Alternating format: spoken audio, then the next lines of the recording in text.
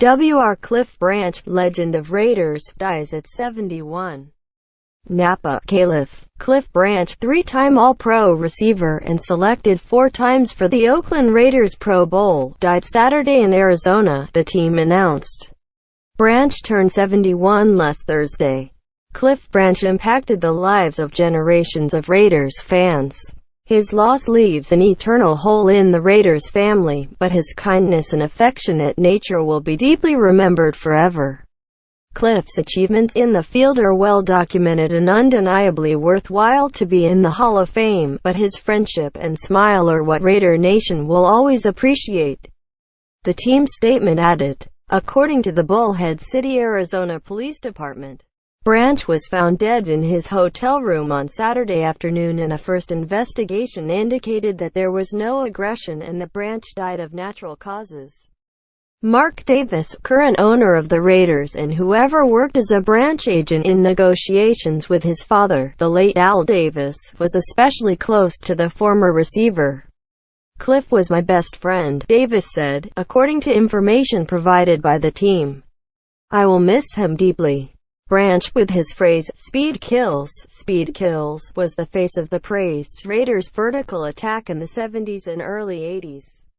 He was a 4th-round collegiate team in 1972 from the University of Colorado, where he was a track and field athletics star, and in the NFL he learned from the Hall of Fame member Fred Biletnikoff, whom he referred to as father. Branch was the NFL leader with 1,092 yards for receptions and 13 touchdowns in 1974, and his 12 scores were the most in 1976, when he averaged 24.2 yards per reception. The pass he caught and walked 99 yards for touchdowns in Washington in 1983 is tied for the longest reception in league history.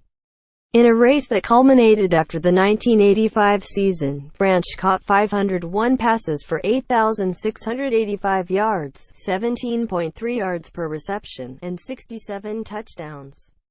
He was only one of 6 players to participate in the 3 Raiders' victories in the Super Bowl, 1976, 1980 and 1983, and in those meetings he added 14 receptions for 181 yards and 3 scores combined. When asked how he progressed from being an athletic star to being an all-pro receiver, Branch gave credit to his rivals. "I trained against Willie Brown for 7 years and then Mike Haynes for 3 years, and those guys are in the Hall of Fame. So going against the best deep defenders in training every day made it very easy for me on Sundays," Branch said in 2014. Branch was never a semi-finalist to enter the Hall of Fame despite having statistics comparable to or better than the immortal Lynn Swann.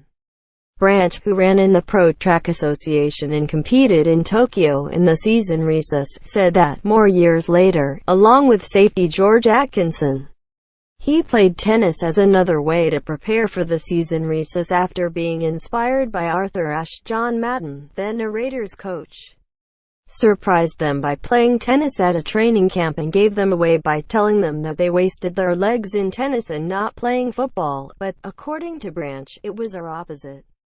"Other players were already in pain the first days of training camp and we were not. We were already fit for tennis," said the former catcher.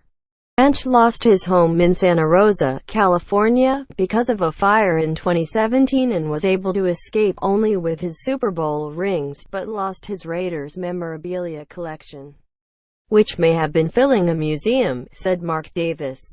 Despite the loss of his home, Branch maintained good spirits and once had fun with the way American football has evolved. There were no organized team activities, OTAs, like today. Basically we work 6 months and rested 6 months, with 2 months of training camp. How is the modern football player? We laugh. I wish we had only warm-up sessions and practices and shorts and without being equipped, Branch said.